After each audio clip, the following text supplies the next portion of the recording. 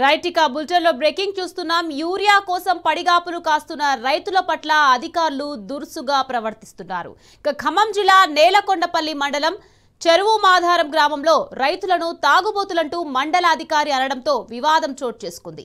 రైతులను నెట్టివేస్తూ దురుసుగా ప్రవర్తించిన మండలాధికారి శివతీరు సర్వత్రా విమర్శలకు తావిస్తోంది.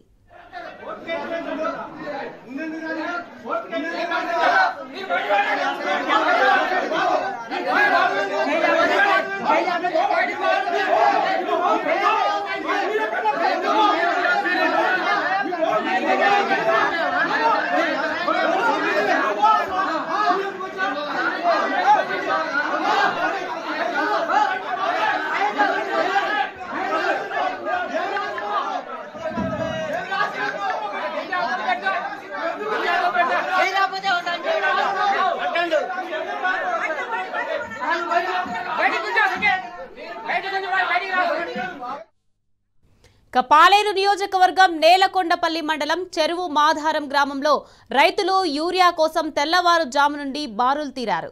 పాస్బుక్లు, ఆధార్ కార్డులు చేత పట్టుకొని లైన్లో నిలబడ్డారు. యూరియాను సరైన రీతిలో రైతులకు అందించాల్సిన అధికారి రైతుల పట్ల దురుసుగా ప్రవర్తించారు.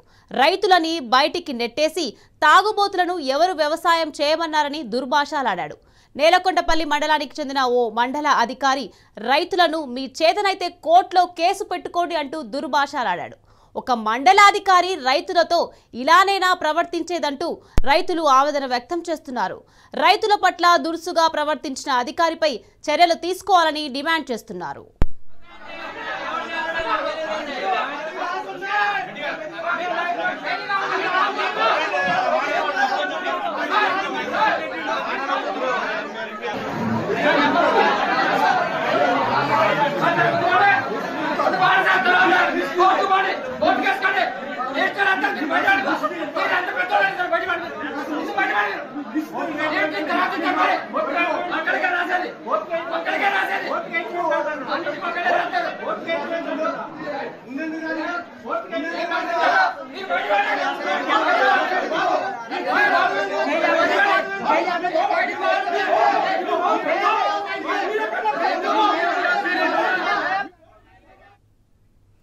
యూరియా కోసం పడిగాపులు కాస్తున్న రైతుల పట్ల అధికారులు దురుసుగా ప్రవర్తిస్తున్నారు.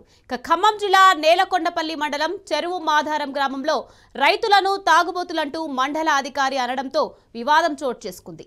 రైతులను నెట్టివేస్తూ దురుసుగా ప్రవర్తించిన మండలాధికారి శివతీరు సర్వత్రా విమర్శలకు తావిస్తోంది.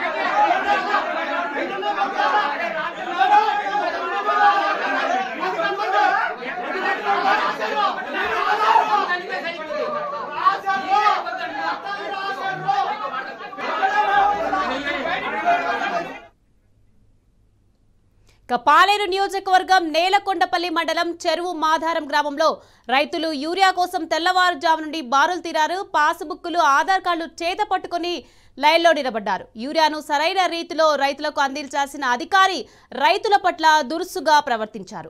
రైట్, ఇదే విషయానికి సంబంధించి మరింత సమాచారాన్ని మా ప్రతినిధి సాంబా అందించేందుకు సిద్ధంగా ఉన్నారు. సాంబా, చెప్పండి, రైతులను తాగుబోతులంటూ మండల అధికారి దుర్భాషలాడాడు. దీనికి సంబంధించి అప్డేట్స్ ఏంటి సాంబా? నిఖత్, నిన్న మొత్తం ముఖ్యమంత్రి పర్యటనలో జరుగుతున్న సందర్భంలో భద్రాద్రి కొత్తగూడెం జిల్లాలో ఒక మొత్తం వ్యవసాయ యంత్రాంగం అంతా కేంద్రీకృతమైనటువంటి జిల్లాలో ఉన్నటువంటి సందర్భంలోనే ఒక రైతు మీద దాడి జరిగింది. పాలేరు నియోజకవర్గం మంత్రి పొంగులేటి శ్రీనివాసరెడ్డి ప్రాతినిధ్యం వచ్చినటువంటి పాలేరు నియోజకవర్గంలోని నేలకొండపల్లి మండలం చెరువు మాధారం గ్రామంలో రైతు పైన ఓ మండలాధికారి విరుచుకుపడ్డాడు.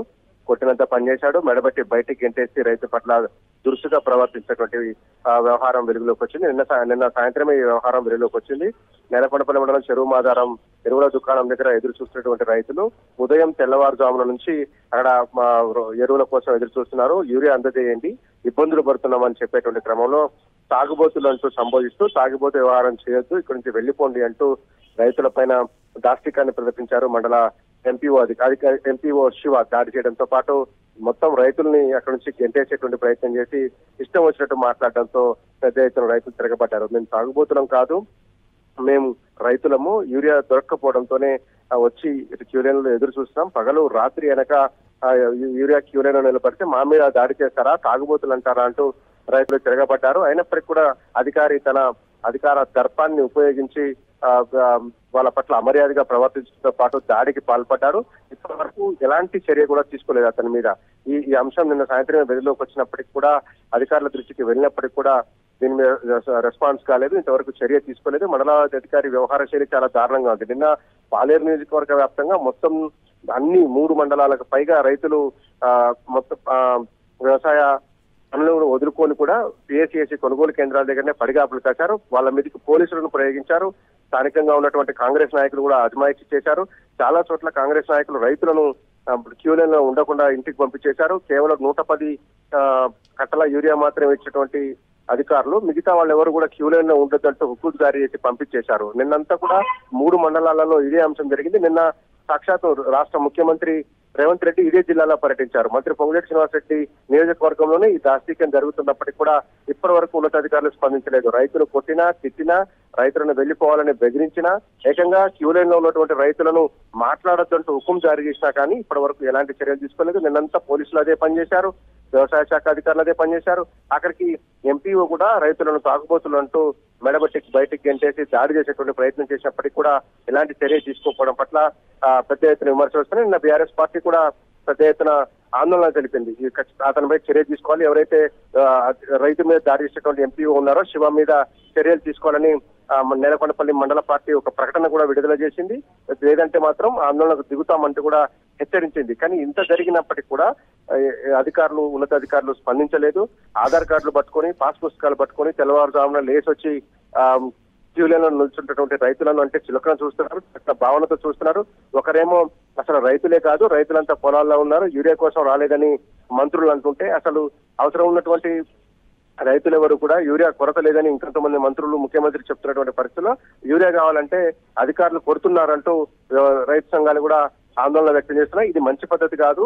తాగుబోతులు అనటం, రైతులను పట్టుకొని తాగుబోతులు అనడానికి మీరంతా ఎవరు? అధికారులు సరిగా పనిచేస్తున్నారా? అమర్యాదగా ఎందుకు ప్రవర్తించారంటూ రైతాంగం ప్రశ్నిస్తుంది. తక్షణమే దీని మీద జిల్లా ఉన్నతాధికారులు స్పందించకపోతే మరిన్ని దాడులు జరిగేటువంటి అవకాశం ఉంటుంది. ఎందుకంటే రైతులు పొద్దు నుంచి మొదలు పెడితే రాత్రి వరకు ఆ క్యూలైన్లో నిల్చొని వాళ్ళ జీవితం తెల్లారిపోతుంది. గుండాల మండలంలో అయితే అక్కడే నిద్రపోయారు కూడా, అక్కడికే వచ్చి నిద్రపోయినటువంటి పరిస్థితులు కూడా ఉన్నాయి. చాలా చోట్ల అక్కడే సర్ది తెచ్చుకొని తింటూ రైతులు క్యూలైన్ నిలబడుతున్నారు. కానీ ఇంత జరుగుతున్నప్పటికీ కూడా ప్రభుత్వం ఆ వ్యవహారాన్ని చక్కబెట్టకుండా, యూరియా కొరతను తీర్చకుండా రైతులను కొట్టడం, రైతుల మీద దాడులు చేయించడం, రైతులను బెదిరించడం, పోలీసులను పెట్టి మొబిలైజ్ చేయడం, అక్కడ నుంచి 100 మందికి మించి రైతులు ఉండొద్దు, వెళ్లిపోవాలి అని చెప్పడం, క్యూలైన్ లో లెక్కబెట్టి మరి నిన్న అన్ని చోట్ల వెనక్కి పంపించేశారని రైతాంగం ఆవేదన వ్యక్తం చేస్తుంది. దాదాపు తిరుమలాయపాలెం మండలంలో ఉన్నటువంటి సాంబా చెప్పండి, ఒక మండలాధికారి హోదాలో ఉండి రైతులకు మీకు చేతనైతే కోర్టులో కేసు వేసుకోండి అని చెప్పడం, అసలు దీన్ని ఏ విధంగా చూడొచ్చు అంటారు సాంబా?